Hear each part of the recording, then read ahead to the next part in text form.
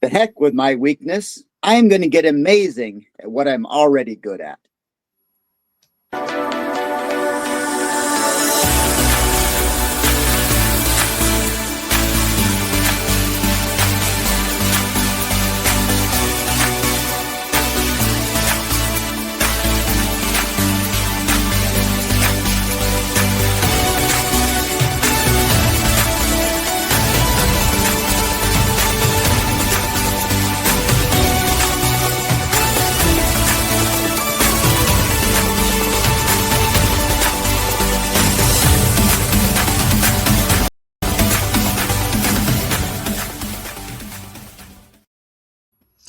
What's up, champions? Welcome to another episode of Champion Reads, where we talk about best-selling books and their best principles to help you out with your best life.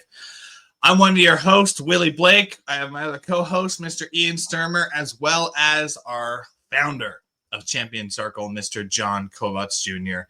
Today, we are jumping into the second part of an amazing book by Dean Graziosi, which is Bada Boom! Underdog Advantage. This is one of the first books that, actually, I think this is the only book I've read by Dean, and it is phenomenal because it goes into such a great mindset of how to be an underdog, goes into so many stories. Today, we're going to jump into the first one that he goes into, which is Underdogs. I'm going to remember it. Just wait for it. It's coming. Underdogs have nothing to lose. See, I knew it was going to come. Underdogs have nothing to lose because they really don't. But they have everything to gain. So I actually want to throw out a question for both of you to start this off with. Have you ever felt free because no one believed in you? And how did that unlock something inside of you? So how have you ever felt free because no one believed in you? And how did that unlock something inside of you? I can answer first, but do either of you two want to jump in with that? No? I'm going to say go ahead. Cool.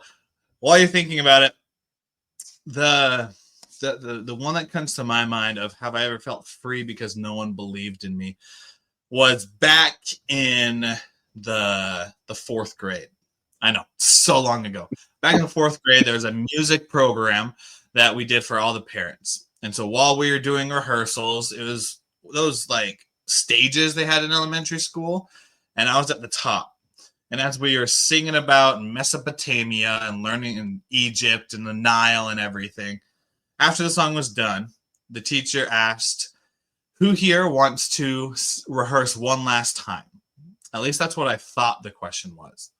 I looked at the clock, and there was a minute before the bell rang for us to leave. Now, I know that, one, we still had to go back to class to get our stuff, and two, if we didn't get to the bus within 5 minutes, I'd have to call my parents to come and get me. And so I looked at her and said no. And at the exact same time, everyone else around me said yes. And the spotlight hit me. And I look around and the teacher looks at me with those little like squinty eyes and said, what did you say? And I said, no. And everyone else said yes. And I said, no. And then the teacher pointed at me and had me come down and sit next to her. And I don't know if you two remember the dunce caps that you read in history books back in the day, where you're dumb if you have those on. I felt like I had one of those on while they were singing the last song. And while I sat there, all I could think was like, I'm not going to raise my voice again. And in a weird way, I also, as I was sitting there, knew that I could mess up as much as I wanted and no one would care. And so from that, funny enough, I actually became a really good soccer player because my friends who played soccer in there were trying to be pristine and punctuous while on the soccer field. But I'm just like, no one expects me of anything. I'm this troubled kid who also had dyslexia, so I could do anything. So I'd practice for fun. I'd go out there and just have a blast and put everything into it. And from that, it unlocked something inside of me of I can just have fun. I can just go out on the soccer field and enjoy it, and nobody has any expectation. And from that, I was one of the best people on the soccer team. Everyone's like, "Oh, how do you do it? You must practice for hours." And I'm like, "I don't practice more than anyone else. I just stopped caring what other people thought because I knew they were already thinking bad of me, which, they probably won't. But with that mindset that I had, I'm like, they don't care about me, so I'll just do what I want." And I had a lot of fun and grew with it. So that's one of my curveball stories to that question. But for you two, do you have one of have you ever felt free because no one believed in you? And how did that unlock something inside of you? I'd say that my life is an underdog story. Every time I took step onto the track or to anywhere in my life, I wasn't really the main event. I wasn't the main attraction. I wasn't the spotlight everyone was looking at. And with so many different track and field stories and championships and so forth, we surprised and shocked everybody. But one of my favorite things about being in that position is the mindset that it teaches you for the rest of your life. If you live a life where everyone is expecting you, is watching you to be 100% on, that's a lot of pressure. But the fact that when you have no pressure because you can show up and totally shock people, it's a great feeling. It's like trying to spearhead a project without the instructions. And I think you learn a lot more about something when you just try to make things work without trying to follow the manual. You ever bought a thing of Legos and the Legos say, you got to do it step by step and so forth. But when you, excuse me, I have an allergy problem today. When you follow it step by step, you're always looking for the right piece and you're always trying to make it right. But when you're not trying to be right and you're just trying to make it happen, it's a different mindset and you find yourself creating things.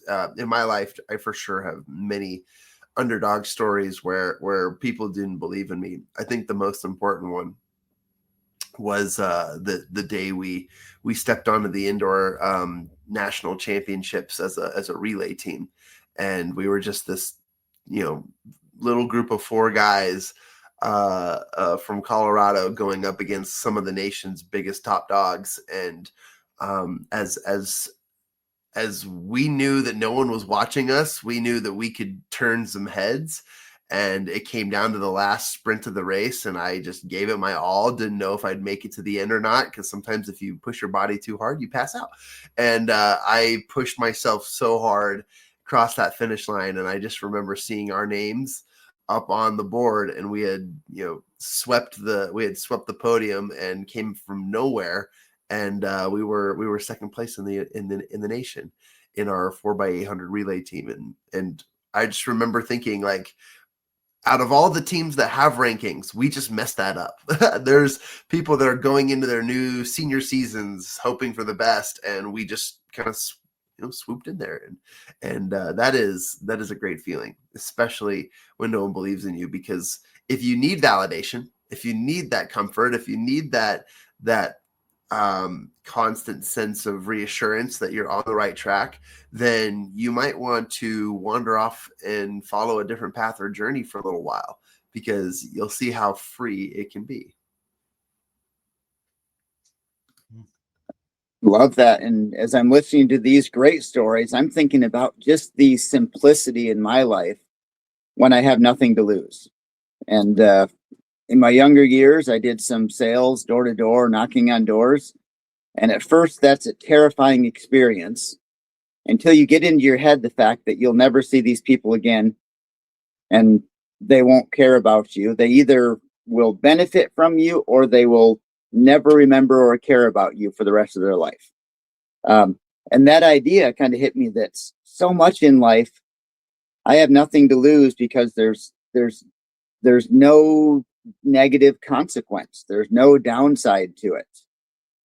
And that kind of hit me in a job interview a few years ago. I was applying for a sales position, and I'm a little bit quieter guy normally. And the person interviewing pointed that out. How are you going to do? I'd be an outgoing salesperson. And I said, yeah, I just adapted the situation. He says, oh, so you can chameleon. I never heard chameleon used as a verb, but it's a nice verb anyways. So I, of course, said, yes, that's what I do.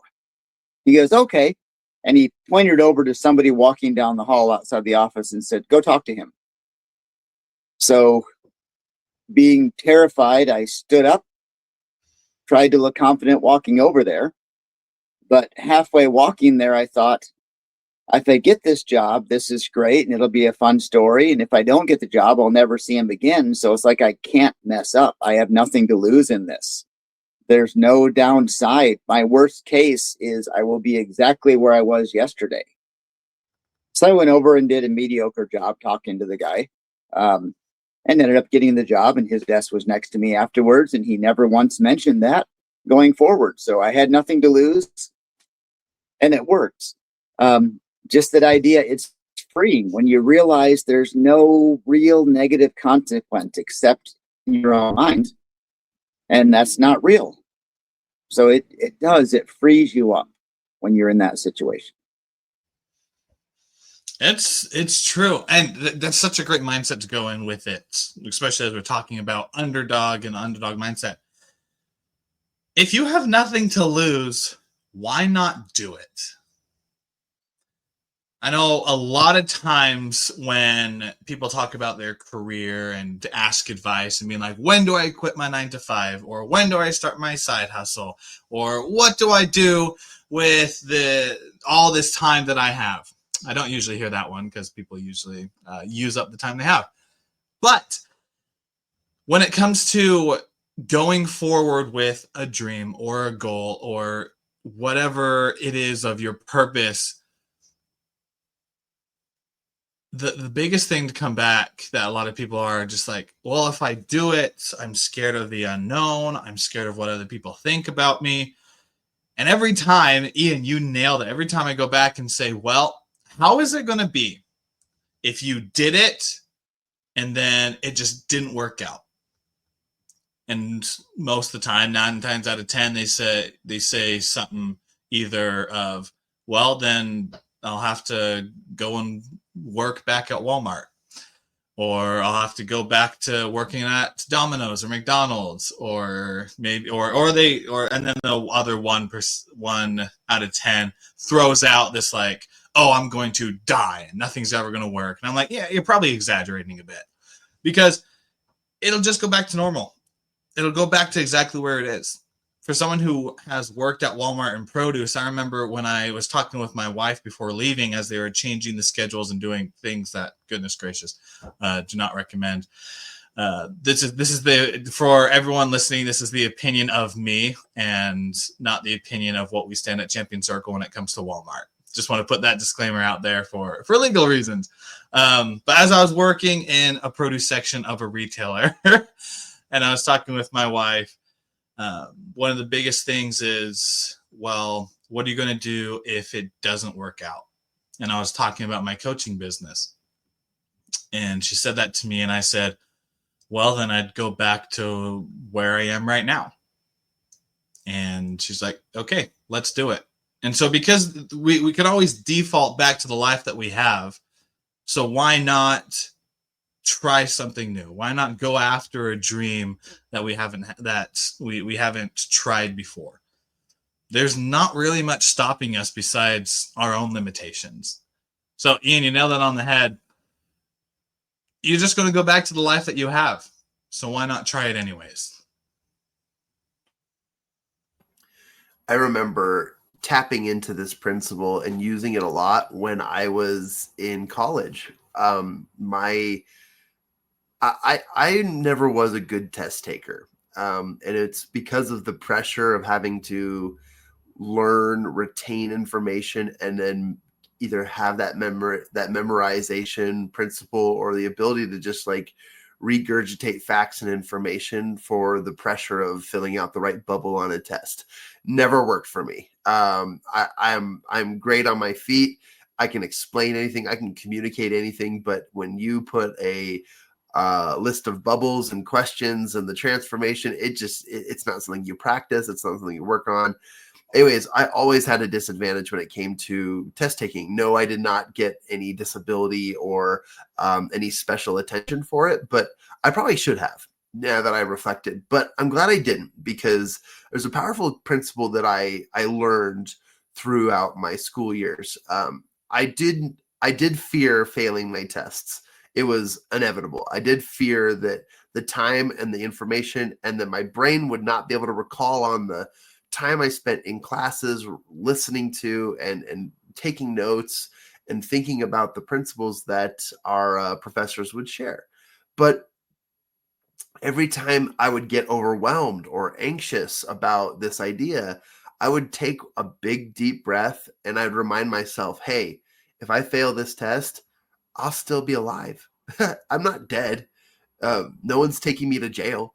No one's gonna kick me out of the class or the university.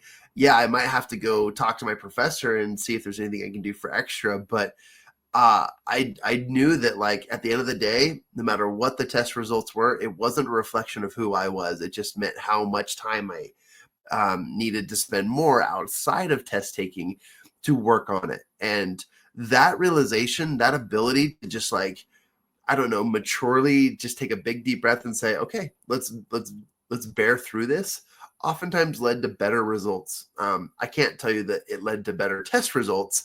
I can tell you that I never failed. I never failed out of college. I never failed out of school. Yeah, I've had to take on some extra projects and some things to make sure I could stay afloat. But I will say, like, being able to do that was this idea of, like, I have nothing to lose and only to gain. If I think of the test as a wrong answer means I lose a point, then I'm always going to lose. But if I think of the test answer as, hey, here's an opportunity to get another point, then you see the world differently. Here's an opportunity to get another point, to get ahead, to get an advantage, to get some resources, to have an experience, to change people's lives. And that, to me, is truly what it means to have nothing to lose, but everything to gain. Your mindset shifts from a lack and into an abundance.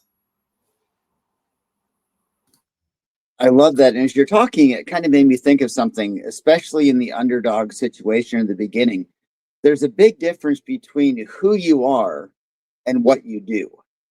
And when you said that about the test, so the test didn't reflect who John Kovacs Jr. is. It reflected how good John Kovacs Jr. does in a certain circumstance. And that's a very different thing. So when we have nothing to lose, if we do bad at something, especially at that beginning phase, trying something new, it doesn't mean we are bad.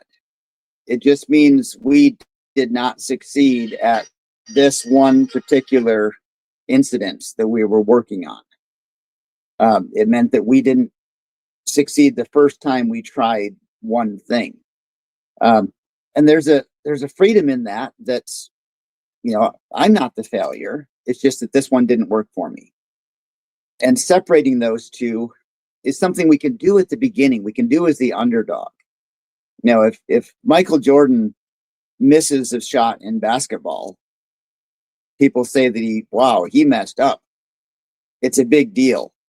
I had a chance to talk to a basketball player named Danny Ainge many years ago, back when he was playing. And he was asked the question, what do you think about playing against Michael Jordan? He said, I love it because nobody cares if I don't block his shot. Nobody even notices if I don't win against Michael Jordan. But if Michael Jordan misses it, now it stands out because Michael Jordan is basketball, or was basketball. Where Danny Ainge was just a player good enough to make it into the NBA, and he was definitely the underdog. So I love being able to separate. It's not me. Once I become so good and so famous at something, if Taylor Swift hits a wrong note in a concert, people talk about it. If I hit the right note when I sing, people are excited about it. Just that one note I can hit. So there's a freedom in that. because it's not us, it's the situation in this underdog advantage. And we can milk that for all it's worth. So it's just a great place to be.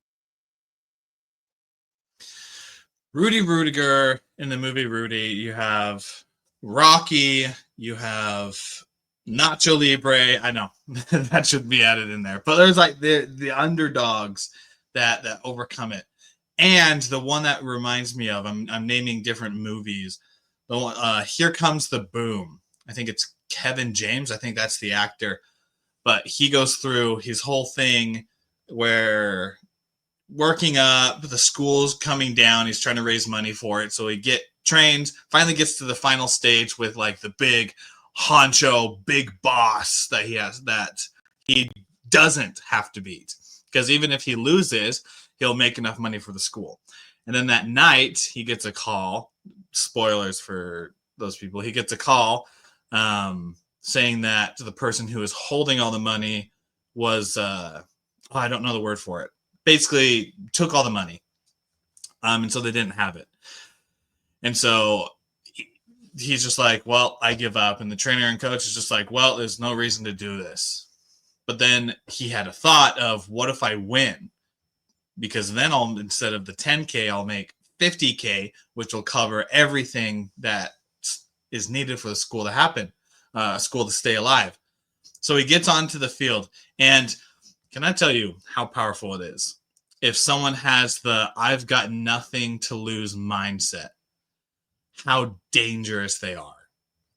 Because if they have nothing to lose, but they have everything to win, they turn into monsters. They turn into beasts. They go out there and it's just like, I am going to give everything that I have, because if I lose, everybody expected it anyways. But if I win, everything is going to happen. The money as well as the recognition. And so he goes out and just and gets beat to a pulp, but at the end wins it for the school. So many stories are out there of the underdogs, of people who just go forward because they have nothing to lose but everything to gain. And they are dangerous. They're dangerous out there. I know for myself and some of the things I've done, there are moments to where I shut off this, I call it my emotions. I turn off my emotion switch and just get things done. Where I just don't really, not that I don't care about the other people in the way, but it's just I don't care if I lose or win. I'm just out there on a mission doing it. And when you have that mindset, man, the monsters, the beasts, the underdogs, that's where the stories come to play. As we wrap up this video, that was my final thought. John and Ian, I'd love to hear your final thoughts with all this. Yeah, imagine a world where you didn't think too hard about the process and you didn't create the paralysis by analysis, but that you just acted and things happened for you. Imagine a world where you decided, you know what, I'm going to be an underdog and no one's looking at me, and I can show up and shock people. I can turn heads. It's so much more fun to be in this situation than to have the high pressure. Ian Sturmer brought up Michael Jordan, and I literally just watched a video the other day of an interview of Michael saying, somebody asked about what, the life of being the greatest of all time. However, he named and numbered all of the stats to which the games he lost, the shots he took that didn't make, the times that he was trusted to take the final shot and did not win the game, and how many times he failed. And that statistic alone was shocking. Everyone had their eyes on Michael Jordan. And so Danny Ainge or any one of these other players, no one cares how many shots Danny Ainge missed. All they care is that he showed up and he put a beating on Michael Jordan on a few games. People care about that. No one cares how many shots you're missing. In fact, this might be a reality shocker for a lot of you listening, but let me just be honest. Nobody's watching. You might think there are, but all of our anxieties, especially the social anxieties that are surrounded by our expectations and our thoughts around what other people think about us, while there's some reality to it, the truth is no one's watching. Everyone is in their own world. Everyone is in their own simulation, their own atmosphere. One of my favorite quotes from Deepak Chopra is at the I'm going to lose it. At the core of the world, or no, what is it? I'm going to remember. Anyways, the quote essentially speaks into the idea that at the cellular level, or at the level of the soul, we are our own world. There it is. And what that means is people aren't waking up every single morning thinking, oh, I wonder what Willie or Ian are going to do today. I wonder what they're thinking about. And if they are, then those people are probably focused on the wrong things. They should be focused on themselves, as we are. And so as you focus on yourself, act fast, improve everything quickly. Les Brown used to say, if you get knocked down, learn to land on your back, because if you can look up, then you can get up. And so that's the important piece there. And I just love this idea. So you truly have nothing to lose and everything to gain. And if you think of it that way, life is a clean canvas, a clean slate, and everything you do is like adding points on a video game or leveling up in your life. And because of that, every single day should be an underdog advantage, and you can strike while the iron is hot. Absolutely. No one knows the things we don't succeed at. No one cares the things we don't succeed at. I had a friend who was giving a talk at our church a while ago, and there was a teenager who was also supposed to give this talk at the church, and she was just terrified giving a talk. And he leaned over to her and said, are you nervous today? She goes, yeah. He goes, do you remember who talked last week? She said, no. He goes, no one's going to remember you next week either. Nothing to worry about. And funny, maybe a little cruel, but there's truth in that. Nobody ever remembers a problem, a little mistake, unless we're great at something. I don't remember. Well, I was at a graduation for my son a few weeks ago, and in front of a couple thousand people, one of the kids walked across the stage to get his diploma, and he tripped. Okay, I remember somebody tripped. I don't know who he was. I didn't look at his name. There's no way I would ever notice that again. And probably in a couple of weeks, if somebody said somebody tripped, I'd have to think back and figure out, oh yeah, I guess maybe that did happen. It's a nothing. It's a non-event, because the failure didn't matter. There's no consequence to it. There's no consequence if there's nothing to lose. And that means we can do anything we want to. We can try anything we want.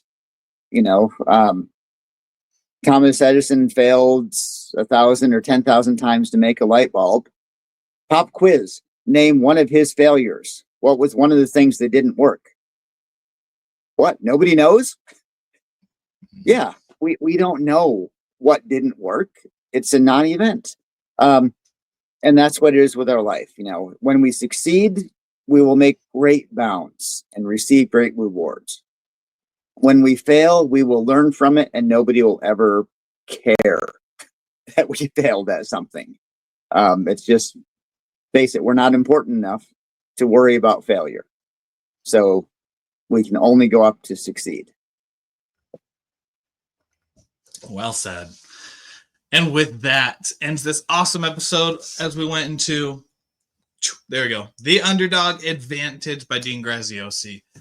I love this book and can't wait for next week, because with that, my friends and champions, that wraps up this awesome episode of Champion Reads. Continue to listen for next week, as well as previous episodes, as you find inspiration and find ways to be able to become an underdog yourself. And champions, If you are looking for more information on our podcast as well as our socials, go ahead and go to our website, mychampionscircle.com. You'll be able to find those and everything else going in the Champion Circle universe. Until next time, continue to be awesome. Continue to be the champions in your lives. And always remember that if you have everything to lose, you have everything to win. We'll see you on the next episode of Champion Reads.